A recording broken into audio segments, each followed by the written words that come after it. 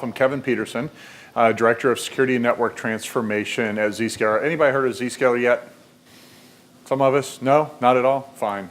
Let me actually, since it's such a nice small group, just ask kind of high level, if you can just blurt it out, what your roles are, if you're audit, if you're hardcore cybersecurity, elite hacker, feel free, I don't judge. Perfect. As an engineer. Perfect. You, Healthcare IT. all right, great. They just changed my job. Oh, that's fine. All right. A little bit of everything. All right. How about you, sir? What do you do? Back of the room. Consulting and teaching service. Okay, sweet. All right, so nice mix. Oh, sorry. Systems admin. Perfect. Okay, so before I get into cloud security and kind of the future of where things are going, I'll introduce myself and then we'll kind of just take it from there. So I'm Kevin Peterson, Director of Security and Network Transformation at ZScaler. My background is somewhat in healthcare IT. I spent a lot of time, if you look me up on LinkedIn, I worked for a large healthcare organization back in the 90s, and even a bigger one, a big Fortune 10 one, twice. Went there and got recruited back. But for the last 3 years, I have been at ZScaler, really just doing purely cloud security. But in the times before that, I was effectively a business unit security officer for what is now a nice big Fortune 5 company. It's about a Fortune 10 when I was there. And in that role, I had about 75 software products, really for the healthcare market, that I was responsible for the security compliance risk component of, as well as a several $100 million managed services business, not the P&L, not the profit and loss, thankfully, it's just purely the security risk compliance portions. And then doing across the entire company, really helping lead the ideation and strategy around the cloud. As I like to say, from A to Z, from Azure to Zscaler is kind of where I fit in.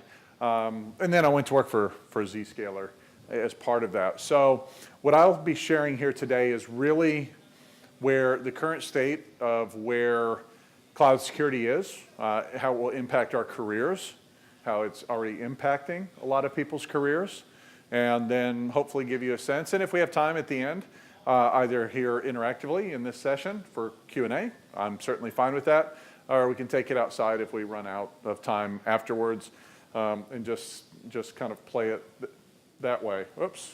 All right. Well, I thought this was working. Oh, you know what? I know. Well, wait.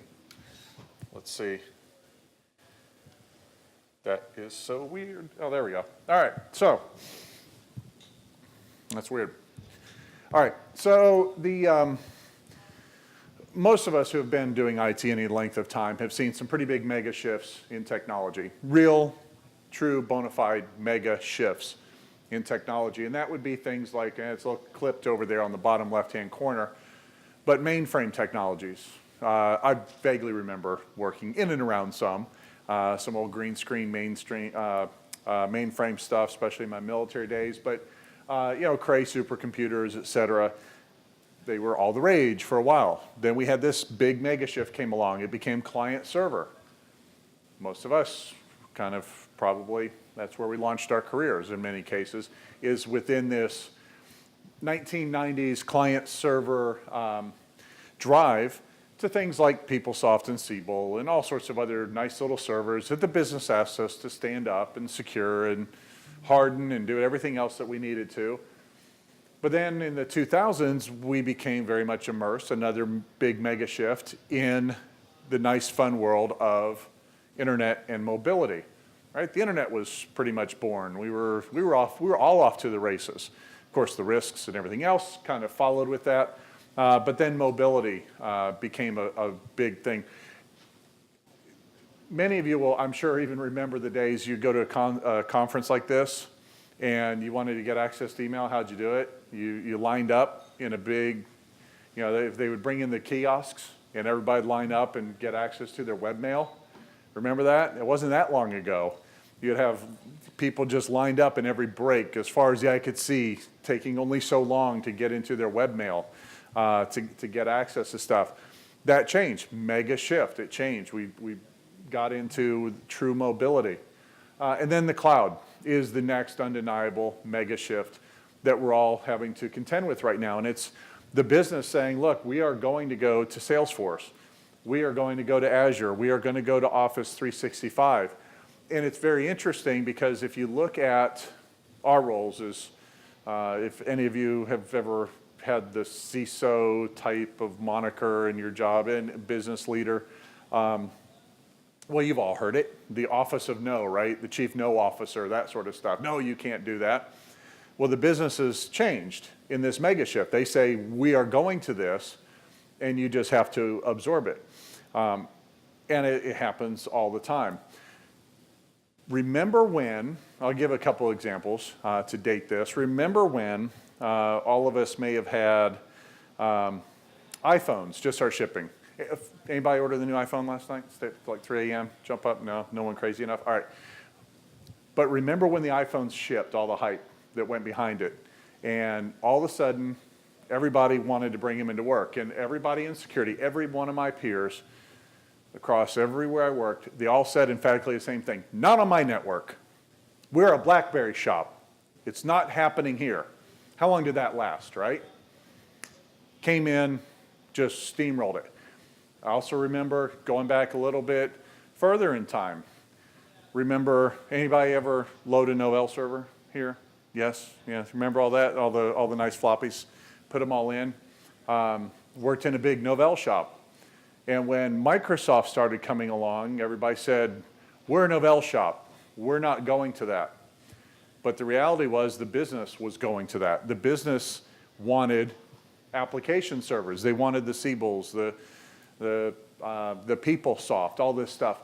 They wanted these things, so they came in like it or not. The bottom line here is whenever I hear people say, well, we're not going to that, that's almost a guarantee, oh yes, it's going to happen. Fundamentally, it's going to happen. You might not like it. Eventually, you'll agree it was the right move, but it's going to happen because it's not that you're going to those models, it's that they're coming to you. That's the fundamental truth. You don't go to an iPhone. You don't go to Office 365. You don't go to ZScaler. You don't go to these things. They come to the iPhones. They come to your business. The business wants them, so they get consumed regardless. All right, so we know that things are changing, all of us here. We know that organizations want to use things like Evernote, individual users, Twitter, Facebook, Box, all this other fun stuff that's out there. All right, that's a very personal thing for a lot of us. It's the way we like to do IT. Actually, before I even answer that, kind of another fun question or test question to ask here. If you look at all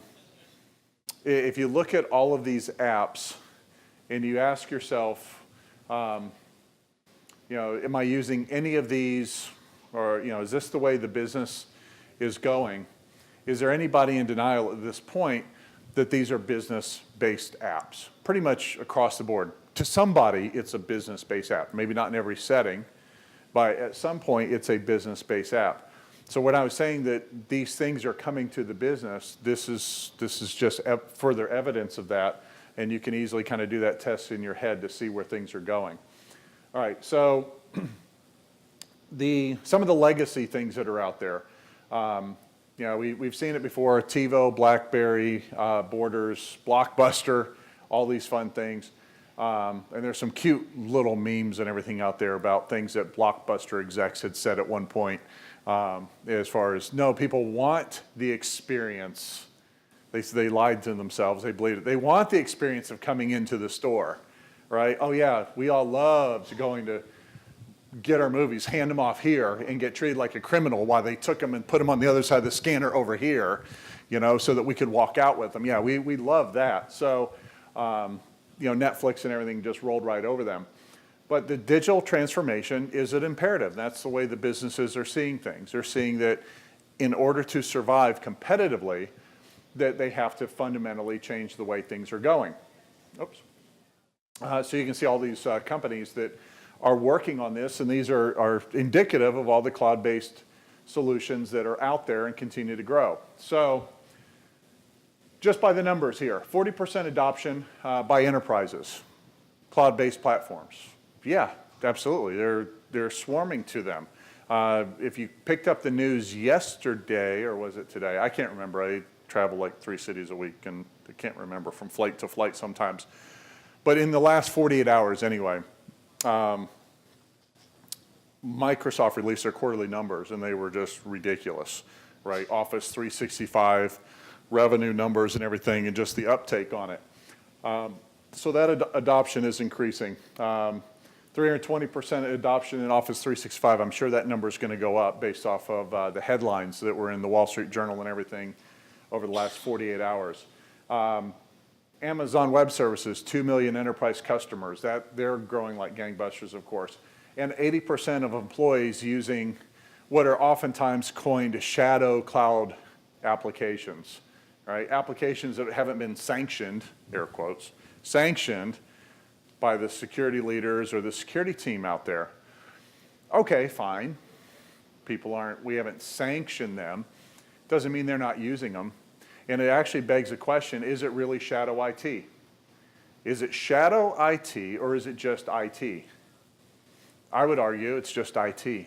If the business has a need for it, as I was pointing out before with Twitter and some of these other things, I might not have sanctioned it. I might not have done a full battery of questions and answers and all my vendor assurance workup for every single vendor out there. Doesn't mean it doesn't have business use. It doesn't mean the users aren't using it. And it doesn't mean it's a shadow IT. It's just IT. Get the shadow out of the equation. That opens up everybody's minds to, okay, how do we support this? How do we actually make this sustainable for the users and for the business?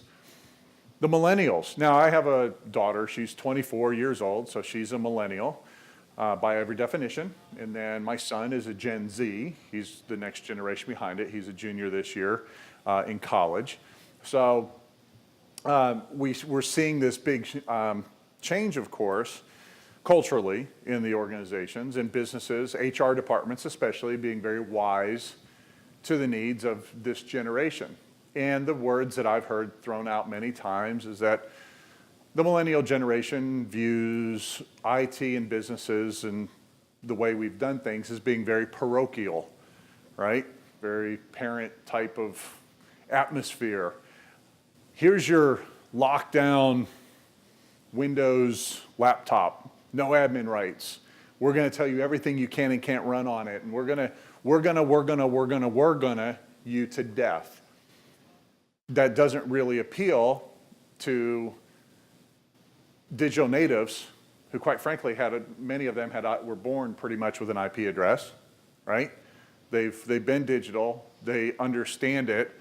They don't need us for tech support like maybe my parents do with me, right? They could very well be on the other end of the spectrum actually helping me out. So culturally, there is this big shift to using things in the cloud.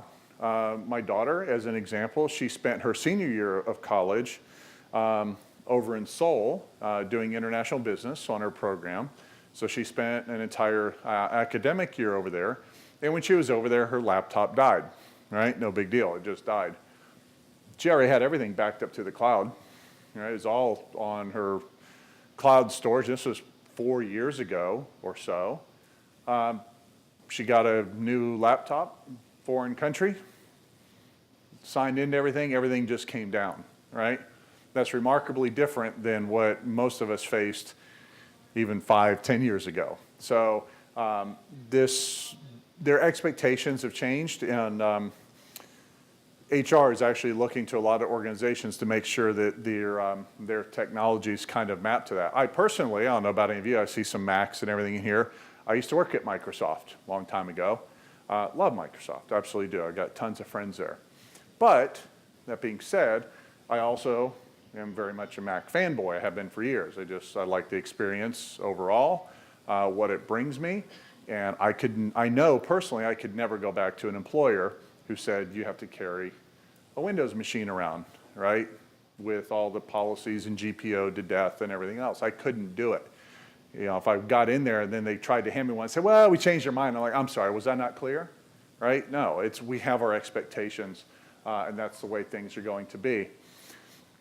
Now, really getting into change here, this would be very indicative of a network that any of us would have drawn a diagram for, where we have just littered it with boxes and layers upon layers of controls. And there's nothing wrong with that, right? This is just the way I myself even have built secure networks before. But we're seeing a big disruption here. What's happening is that really all of these appliances, and I know it's hard to see from the back, they're just a bunch of rusted out old appliances, are really starting to go away because everything is being moved to the cloud, right? The workloads are shifting there, whether or not we're selecting them or not. We talked about that before. The workloads are absolutely shifting there. So we need to enable it, all of us, right? We need to enable that and figure out how to make it work for everybody's benefit. This comes in a couple forms. One is the realization that network security is becoming irrelevant, absolutely becoming irrelevant. There are many, I can start naming them off, I'm not going to at the moment, but there are many companies out there that are landing in the Wall Street Journal and the Cloud Security Alliance summits and all sorts of things. And what they're declaring is that the internet is their new corporate network, period, right? It's not their network for east to west stuff. The internet has become their new network. Why? Because all their workloads are up on the internet. Of course, it has to be. It's now become more about securely connecting the users. I'll skip through some of this, some marketing stuff you can look at. I will bring this up just as I'll let this build out real fast here. 4 different ways of looking at it. This is representative of where a lot of the biggest brands are going globally, their vision, where they see things and how things are shaping up. So if you look across this, I have protection across countries, locations, employees, and then just even Office 365 traffic. Think about this for a second. I'll just focus on one of these. I don't want to beat this one to death, so I'll just pick the number of employees protected. Here we have the National Health Service, the North Carolina School Systems, General Electric, Procter & Gamble, on and on. If you look at these numbers, these are the real numbers. 1.6 million users, 1.3 million, 400,000, 125,000. What they're basically saying is that all of their users cannot get to the internet.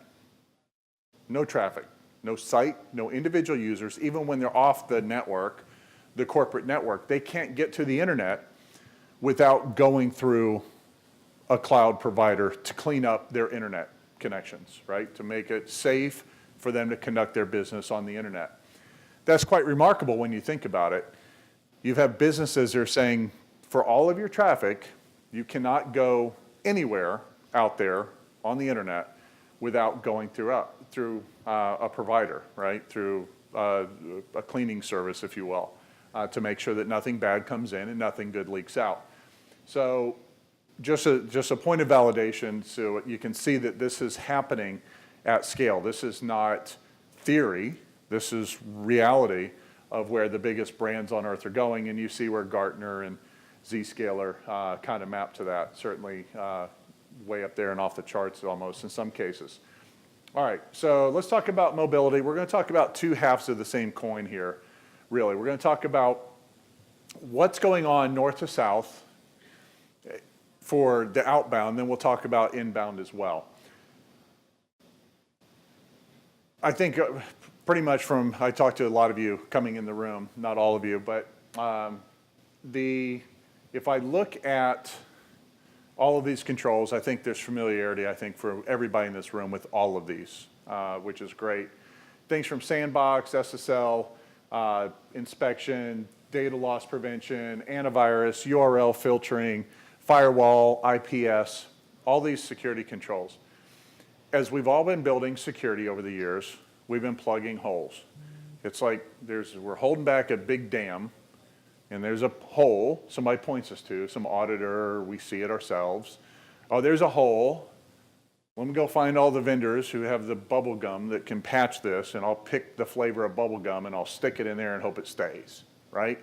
And then another one pops up. And what we wind up with is layer after layer. That's why we have that's why we say we have to have security in layers, right? We just keep going after it. And in fact, that's okay, right? That's the way things are architected, because we know that every layer that things go through for security, things leak up. So without even looking at this, if you think about it like this, if you go to a DNS server to resolve a bad host name, or a server that is known to be a bad actor on the internet, command and control server, something like that, if the DNS server knows that it shouldn't even resolve that for you, it won't, right? It'll redirect you to a block page or something. That's great. Does that do deep packet inspection? No, right? So it passes it up, it leaks effectively up to the next layer. Imagine that, oh, it's CNN.com you want to go to. Well, CNN.com is not going to get blocked, even though it might be serving malware today, or MSNBC, or Fox News, or you name it, right? Any website could be serving malware. So, but at the moment, it's permitted. So even DNS leaks up. Then it goes through a web proxy, and the web proxy says, yeah, let it go. And then SSL inspection and DLP and on and on. Every single layer leaks a little bit more. But what you'll notice is not only do they leak, but every time you get more and more finessed and have better security controls, what happens? The cost goes up, right? The cost of sandboxing is way higher than cost of DNS, you know, and next generation firewalls and the like. So that's where eventually our CFOs and the boards and everything else get really upset at IT, saying, we don't have any more money. We're not in business to buy security controls, right? Pick what works and try to scale it. So we've been doing this, and it's not economically viable anymore, and that's what I'm getting to. We've been racking and stacking all these appliances all these years, and now what's happening is not only do we have the outbound, but we have the inbound to worry about, right? Because all of our users, as we've stated, are quite mobile. I'm just doing a quick time check. Excellent. Do it one more time. Oh, yeah, I was looking at the wrong one. All right, so we're going to talk about this. We're going to talk about the outbound as well as the inbound. From an outbound perspective, we want to have full visibility, of course, wherever the users are. I don't want to have just A+++ security at the central office, B- security at my branch offices, and F security when the users leave the network. But in fact, that's what most people have. Seriously, that's what most people have. That's what they built. What we really want to do is recognize that all of these workloads are shifting up to the cloud. And we see some of these points here. GE will run 70% of their workloads up there by 2020. Microsoft is telling everybody now, you need to go direct. Office 365 does not belong in MPLS. It's not hub and spoke, right? They're very clear about this. You need to go, your branch offices, all that stuff needs to go direct. And there are CTOs and CIOs rejoicing all over the world because they have been saying that, especially in the bigger shops, they've been saying this for years. Right? The internet fundamentally does not belong on MPLS. Does not belong east to west. It belongs north to south. It's going up there, right? We understood that we for a while in all of our architecture and our careers, it was economically viable because we were putting all of our servers in the data center anyway, and it made sense. But as users are consuming more YouTube and 4K videos and all sorts of other stuff in Office 365, the true path is now to go direct up to the internet. So with that in mind, that's where we're seeing that organization after organization is saying the internet is now the new corporate network. And what a game changer. I mean, people were starting to say this a decade ago, and everybody said, well, it's not as reliable. Well, it is now, right? It fundamentally is. With the redundancy controls and everything else that get put in, it absolutely is. But how do you, and this is the big question, if the internet is your new corporate network, how do you secure a network, the internet, that you don't control, right? Seriously, how do you do it? Are you going to go put appliances in everybody's home? You know, every security control that you bought for the central office, are you going to replicate that and go put it in every user's home and make them carry it around? Are you going to just rely on your antivirus on your laptops when you're outside the corporate network? Good luck with that, right? Very, very small percentage of stuff will get caught nowadays doing that. So the question has to be answered. It absolutely has to be answered by every organization. The way to look at it is, well, just proxy everything, regardless of where you are, anywhere in the world.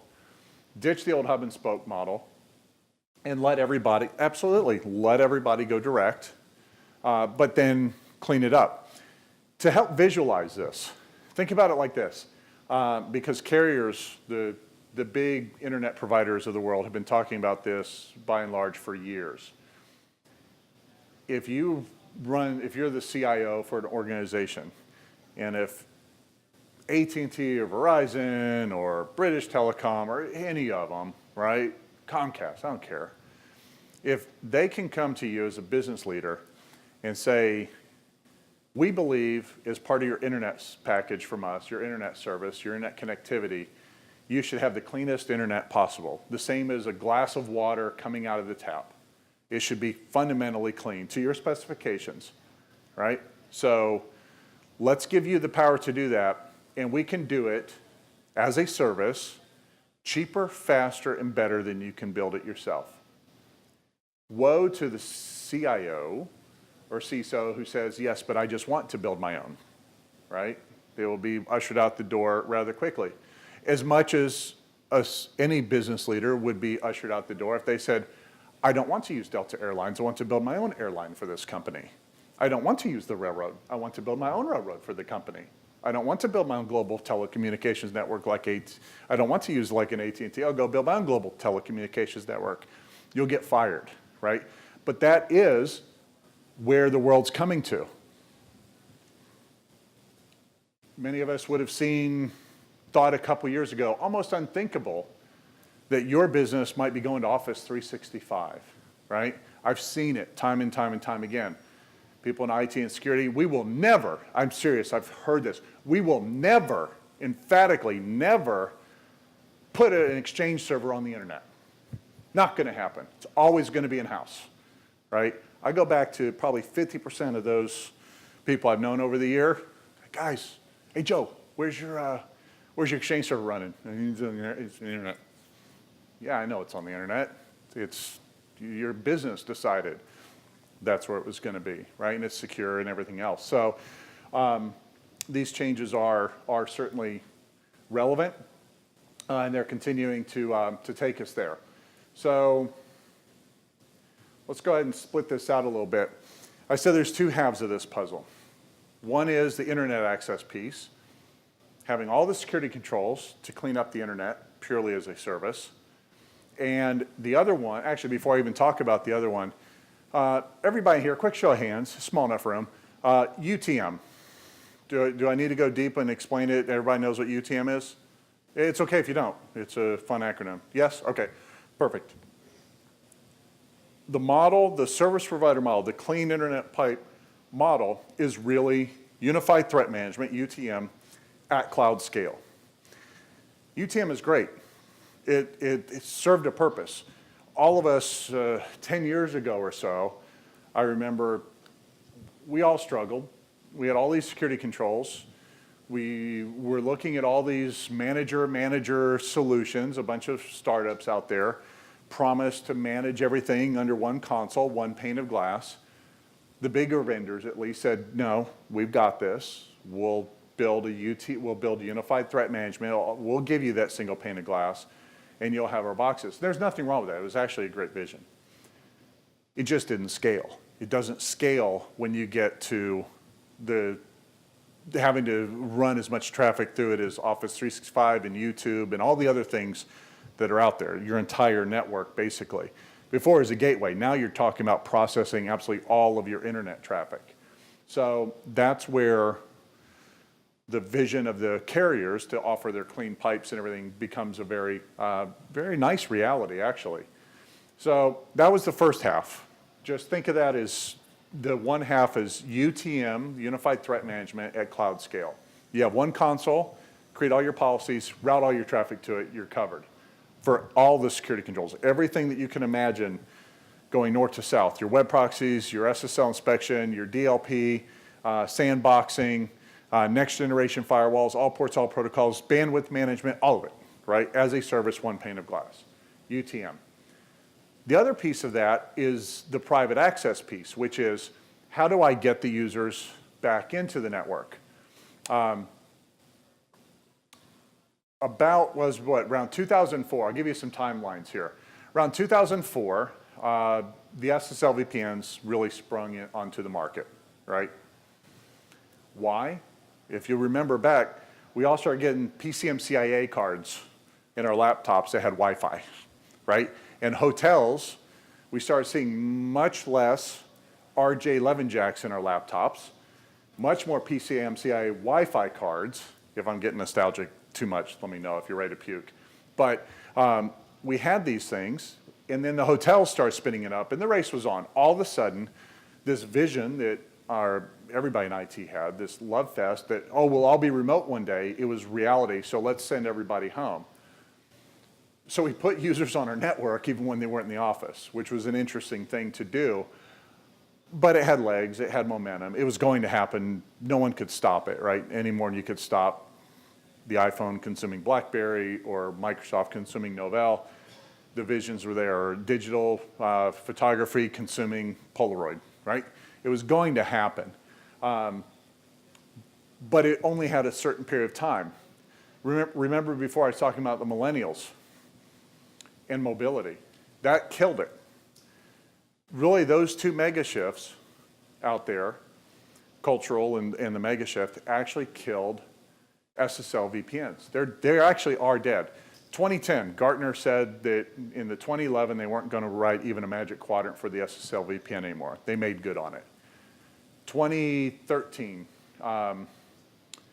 even Juniper sold off there. They were the leading SSL VPN vendor. They sold off their stake in that business. All sorts of indicators out there around this that it didn't matter. I was actually for 7 years in between my times as a big corporate security practitioner, I was at one of these big vendors as a senior product manager in the SSL VPN space. Co-authored the book on the subject, had a big website called SSL VPN Insider. It was hugely popular. Shut all that stuff down. All of my colleagues and I, we had the conversation around this. Early on, we said the millennials are going to, or that we didn't call them the millennials that time, that came on a little bit later, but said the cultural shift is happening. And we just pointed to our phones and we knew it. Here's why. If you're sitting there holding a phone and you're telling somebody to get access to this application, Outlook, everything just works. Push notifications just works. It's glorious, right? But if you want access to this app, then as a corporate security people, we come and say, but if you want access to this app, this app, this app, and this app, only because we've decided that they belong in our corporate data center at the time, if you want access to those, then you're going to have to VPN in. You're going to have to go through this big process, pull out a key fob, and watch your battery life drain even faster, and on and on and on. They're like, no, puke. I don't want that, right? That's not the user experience they want. So that had to go away. Really fundamentally, remote access is really just is related to three things. It's all comes back to identity, right? All security starts with identity. So can I accurately identify the device, the user, and what they're connecting to? I'll repeat that. Can I accurately identify the device, the user, and what they're connecting to? If I can solve for that, and the transport is encrypted, and that's a given, right? That's all assumed. But if I can solve the identity problem, did I say in there that the intermediate corporate network was part of the equation? No, right? It's not for Outlook today. Why does it have to be for any other app? All you have to do is build up the trust high enough. So that's where the private access space is evolving to. It's the user, an properly authenticated user, on only a trusted device, certificate-based trusted device, talking to a server that has a certificate proxy basically for it. Those are the only two that can communicate. Just do another quick time check here. All right, doing great. So, yep, perfect. So let's talk about those two in a little bit more depth here as we have time. The internet gateway, and I think we'll all agree to this. It has traditionally been a very complex, poor, and expensive experience for everybody. This is fairly typical of what anybody would see, any organization. This was actually something that a big Fortune 50 customer of ours handed to us. We prettied it up a little bit. We had an older one we used to show all the time, but you can see as it works its way through here, there are 28 hops. 14 out, 14 back in. Every single request that user makes out to the internet, 14 hops out, 14 hops in. So you can imagine what might happen here. At some point, people start complaining about lag and performance and buffering and on and on and on. And the CIO goes to the head of networking and says, we need more bandwidth. They're like, nope, we don't. We're peaking at 60, 70%. Most days, maybe 80 on a really crazy day. There's a big lunar eclipse or something. Everybody starts to stream it. But that's it. Well, what's the problem then, right? Because it works great when I'm off the network. Where's the problem? And then, well, this is it, right? It's hop after hop after hop. The latency just adds up. And some things are just not that friendly to latency. So this, as you can also relate to, is extremely expensive. Not only that, it's incredibly easy to defeat. I mean, incredibly easy to defeat. And do this as a fun action item, not for me, do it for yourselves. When you get back to your offices, do it on the network and off. You don't have to write it down. You go to the ZScaler website, you will find this securitypreview.zscaler.com. Again, don't even have to write it down. I guarantee you'll find it on our website. It's a fun test. We've had it out there about, I'd say 5 or 6 years at this point now. It's gone through several iterations. We change it over time and just continue to enhance it. But you're not going to go to Reddit. You're not going to go Google it and find anybody saying it's a big piece of BS marketing type of anything, right? People will acknowledge. Because honestly, we couldn't hide it if we wanted to. Anybody in security that wants, or networking, that just wants to validate stuff can certainly run a PCAP and see everything we did. They can go to the log files of any of these boxes and see what triggered or didn't trigger, right? They can do that stuff. Or they can, or you, as it goes through, you can just read, because we tell you, here's what we did, right, to get through your security controls. And usually in layman's terms, it's more geared towards the executives out there who maybe aren't as technical as they once were at the packet level. So we do gloss it up a little bit there. But underneath the covers, it's still an extremely valid test. So I encourage everybody, again, for yourselves, not for us, to run it and ask yourself, is that good enough? It's going to give you a score. It's going to show you where the challenges were. And I'll tell you, most people will come pretty close to failing it right out of the gate.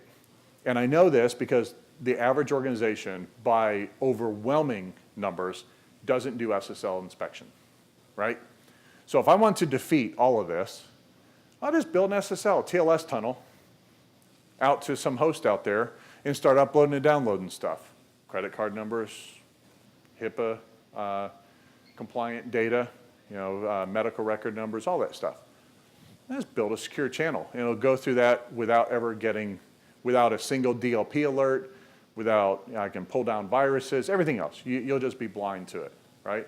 But overwhelmingly, companies don't do this. They should.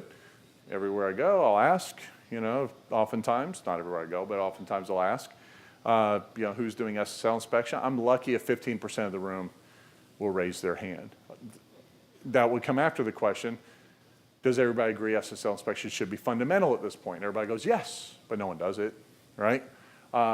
So it's expensive, It's not mapped right, it's not tuned right. A lot of organizations can't afford to do the SSL inspection because to buy the additional load balancers and offload SSL appliances and everything else and put them everywhere that they would need to be, it's just too expensive of a value proposition for the business. It's not when you're doing cloud security, by the way. It's already there. It's baked into the service. You're already routing the traffic to it. Your cost is basically you go to a web console and say, turn it on. Deploy the certificates with GPOs and everything to the endpoints, but turn it on. It's already there for you. All right, so as I said before, this is really about unified threat management at cloud scale. So it's the real-time policy and analytics. It's allowing every site to go direct to the internet. I mean every site, the remote users, all of it. And treating security purely as a service.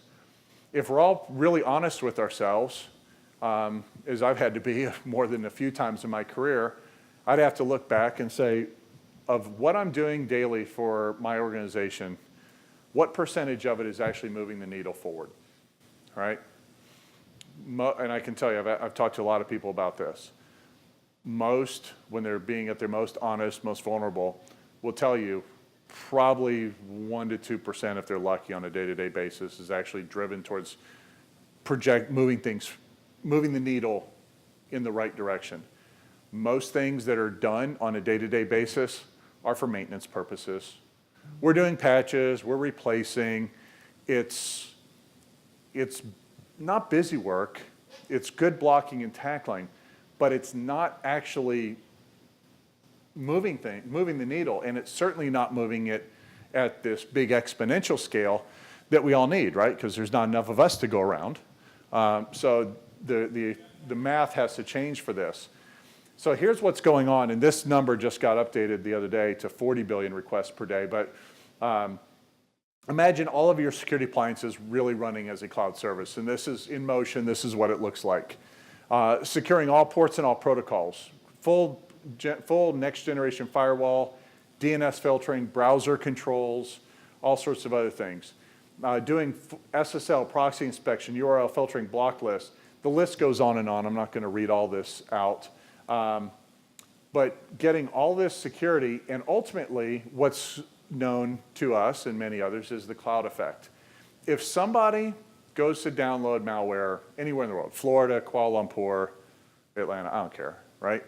Wherever you go to download something, if it's bad, if it can ever be determined to be bad, either from 60 threat feeds that are taken in, or it's going through this cloud-based service, once you know that this string of ones and zeros on the wire is bad, why would it ever have to be measured again, right? So what's happening here is once somebody goes to download something, let's just say it's a 50 meg file, zip file, has a bunch of malware on it. Somebody sent a phishing email out and down comes the file, right? The link was out there, down comes the file.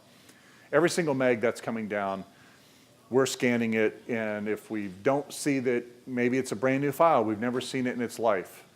But because we've never seen it in its life, we throw it into a sandbox, a cloud sandbox, and we execute it. We look for all the markers, and bingo, it's malicious. Or not, but let's say it's malicious. As soon as we know that, what do we want to do? We want to take all those, I said it was a 50 meg file, right? So we want to take those 50 1 meg chunks, hashed out, and we want to immediately propagate those worldwide. So any of us who go to download that, the next person to download it, first meg comes down, fail, right? Sever the entire connection, go on with their lives. There's no reason to constantly go back and rescan everything. And I think all of us get this. We know the value of threat feeds. We just know that in our terms, we say, well, we go to a vendor, a box vendor, and a security appliance vendor, say, do you have APIs? Because I want to take threat feeds from everybody else, from others. And they might have a couple partnerships out there. And the next box down the line, if you go back to that chart, they might have a couple partners. But now you have this big hodgepodge of who knows what, right? But it's not working. And that's where security preview shows it's not working. So ultimately, you're just better off having all these threat feeds managed for you and collected and managed for you. I've been with the company, I said 3 years. About the time I started, we had around 20 threat feeds. Now we've got 60 plus threat feeds, and it keeps growing, and that's great. And then, of course, blocking 125 million threats per day. Effectively, anything that's going through the wire, we treat as bad. Total zero trust policy on everything that's on the wire. We're going to scan it, determine, look at the hashes. If it's bad, we just drop it, log it, let you know, et cetera. All right, so I'll skip through some of this, just doing a time check. Typical stuff you might expect, though, being able to drill down. Auditors love this. And I don't know, anybody here an auditor? No? I love auditors. I always worked with them very closely in my roles before. Got a lot out of them. They got a lot out of me. It was just a great relationship to do, to actually drive change. And it's not tattletaling or anything else, just let's figure out where things are going wrong and get them addressed. So auditors love this because all of a sudden they have at their fingertips metadata level, the metadata for everything going north to south, going out to the internet. If they want to know, if they need to know what malware was detected, rates of infection, whatever, including for users that are off the network. So when I take my laptop home and I do something that is out of bounds, dangerous, right? I go to a site I'm not supposed to, a hate site, something like that. My machine gets infected or somebody attempts to, they've got that metadata level access absolutely everywhere. And that's hugely beneficial because guess what? We take that same information and can stream it into the SIM internally so that now if anything is happening east to west, that can be correlated. So little bit of thing there on the eye candy chart. All right, so the usage of cloud-based apps. I go into this. CASBs, everybody's heard of CASBs before, Cloud Application Security Brokers. We're a CASB as well. We're more on the security control side, as you might imagine. But we have our partnerships with other CASBs as well, really at the out-of-band API level to ingest and to share information, not really ingest, just to share threat intel and some other stuff.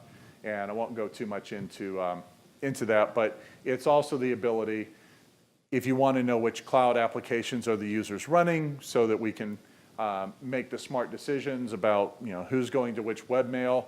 Why do I have 5.35 million requests going out to Windmail RU, a Russian mail site, right?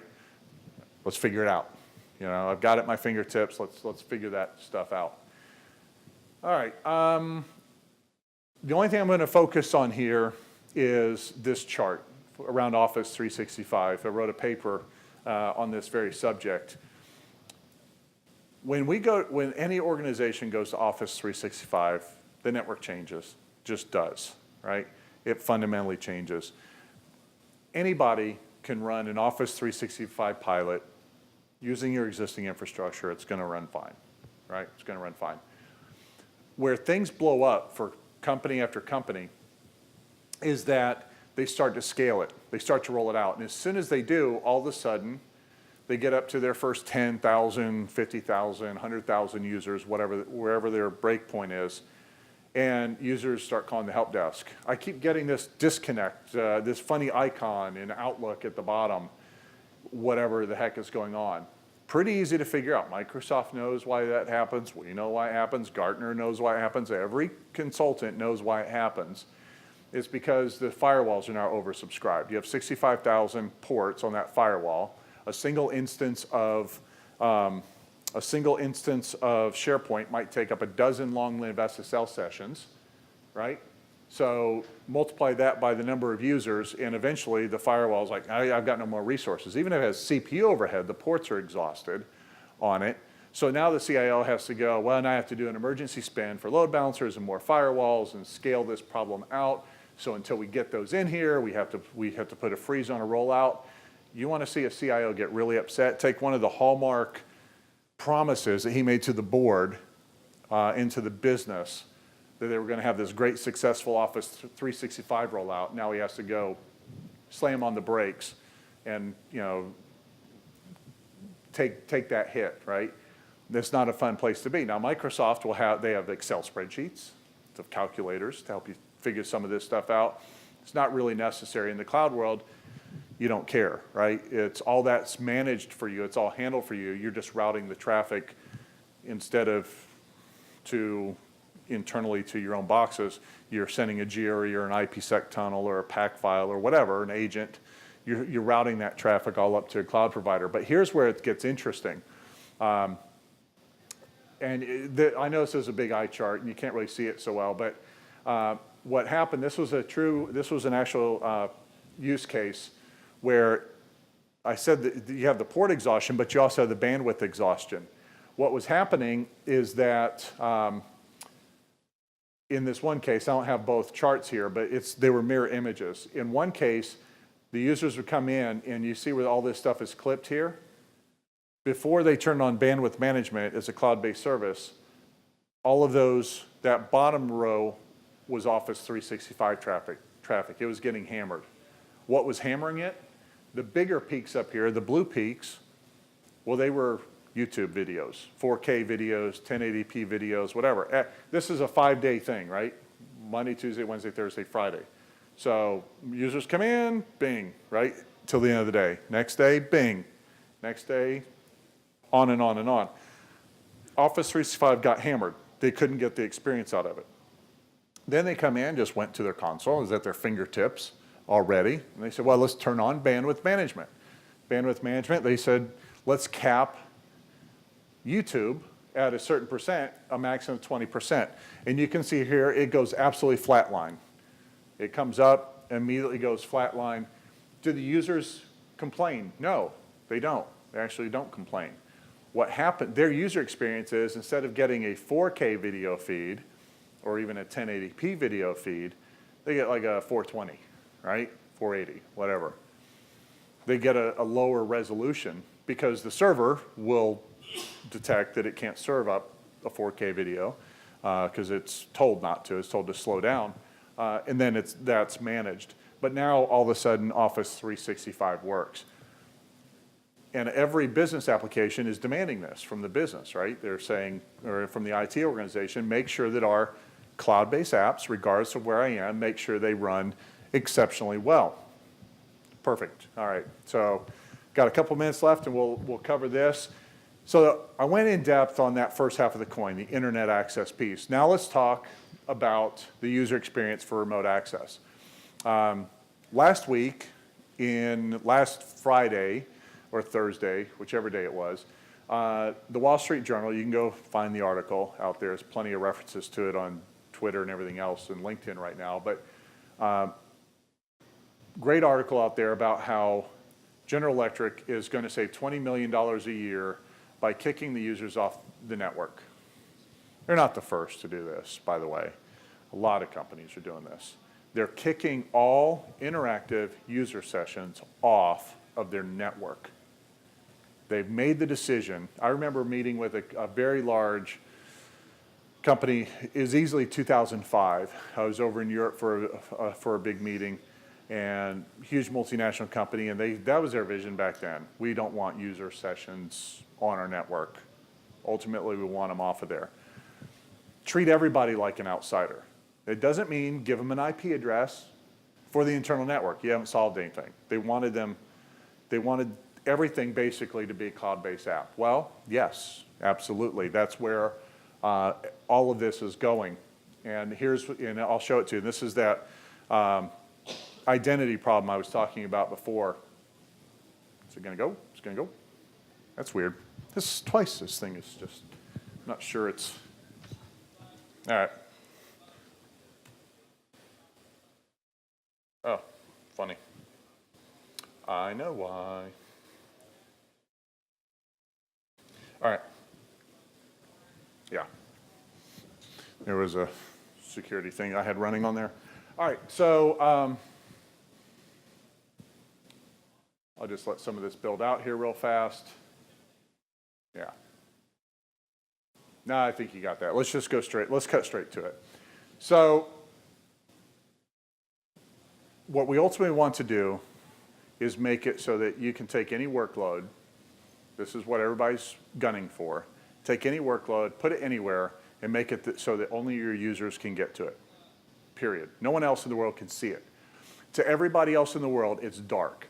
Imagine if you're sitting next to me on a flight, you shoulder surf, you look over, you see I went to internet.company.com, and you notice from the time I logged on, I'm not running a VPN, you don't see anything running the system trays, nothing, and you're like, oh, when I get home, I'm gonna try to go to that company's internet.company.com. And it doesn't work, right? It doesn't resolve. And then you say, well, they must have been on all the time on network, whatever, right? So fine, I can't get to it. Really what's happening though, what very well may be happening is the user, because I've set up a policy-based system where I can trust the user, their device, and what they're connecting to, and they're the only ones that can get to it. Effectively bringing in the model that all of your corporate applications are completely dark. Think about this. You want to take a workload, move it from inside your corporate network to Azure, AWS, Google, don't care, right? You move it up there, and then you make it disappear. It's not in DNS, no external DNS whatsoever. It's not, there's no inbound firewall holes. It's just a workload spinning around, doing what it does in a fully contained zone up in Azure, right? But your users can get to it, your intranet server, whatever the case may be. How does that work? Well, this is it. There's going to be, or this is, I'll let some of this build out. First of all, you go to a cloud policy engine, the first step here. It's a broker. You create your policy. Then we have this thing called ZApp. It's a piece of software, an agent that runs on all the mobile devices out there, Windows, Mac, iOS, Android, et cetera. And it's making a TLS connection out to the cloud. Secure connection up to the internet with the user's identity and the device's identity, certificate-based identity. Here on Azure, again, just an example, up in the cloud, there's also a connector running adjacent to that workload that's listening for all the connections to that server, and it's making a connection out. So now I've got two outbound-only connections going up to the cloud, which is your policy broker, and it's splicing those two together. Now you would say, well, yes, genius, you just became a man in the middle, right? And you'd be right. But what we then do is build another policy-based tunnel end-to-end from the endpoint all the way to the connector. So that nice blue cloud in the middle is really also as blind as anybody else to what's going on. The benefit there being to the user and to the organization is you can't DDoS the server because it's not on the internet. It won't even resolve a host name, right? You can't even resolve it unless you're an authenticated user on a truly trusted device. In effect, the computer itself becomes its own token. If I were to clone that machine, it wouldn't pass muster. If I were to steal your credentials, it wouldn't work, right? If you wrote down your credentials on a note, on a post-it note and put on underneath your keyboard, it wouldn't matter, right? I could take them. I still couldn't connect. Only the true trusted users can get through. And with that, you're getting the true secure VPN without all the painful user experience and without putting the user on the network. At no point did the user get an IP address of your network. They don't have a route into the network, right? It's application-specific traffic going through regardless of where the user is. And you can lock this down however you want. You want to lock it down at the port level? Fine, right? You want to lock it down at the server level, application level, you have all that control. And as you can see here, you've got all the typical heat maps and bubble charts and everything else to show who's accessing what. This is gold, right? I had to fight with this for years. People coming in over a SSL VPN concentrator, 10,000 people coming in on one concentrator. Where are they going? You got me. I don't know where they're going, right? It's the kind of answers I get. Well, we could we could put up a span port and we could pull this tool over here and we, right? Next year, okay, we'll get to that. So you need that at your fingertips. That's what it's all about.